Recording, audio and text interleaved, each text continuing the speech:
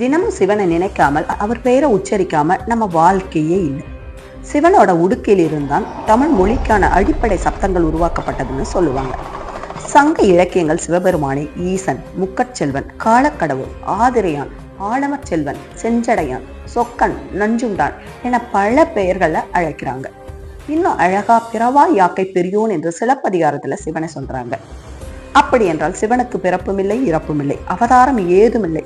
எப்ப வேணாலும் எந்த உருவனாலும் எடுத்து வருவாராம். திருமந்திரம், தேவாரம், திருவாசகம் உள்ளிட்ட திருமுறைகளை எல்லாம் தமிழ் என்னும் தேன்ல சிவனை கலந்து கொடுக்குது. அதுக்கு உருகாத உயிரினங்களே ஏதும் இல்லை. மொழிக்கு மட்டுமல்ல, நடனம், இசை, வீரம், மருத்துவம், யோகம் எல்லாத்துக்கும் மூலமா சிவனை தான் நம்ம வணங்குறோம். முதல் தமிழ் சங்கத்திற்கு தலைமை தாங்கியதும் சிவன் தான். முழு முதற் கடவுளான சிவனை கொண்டாடுவதற்கான நாள் வருது. இது பிறவா யாக்கை பெரியோனுக்கான இரவு, நம் சிவனுக்கான ராத்திரி, மகா சிவராத்திரி.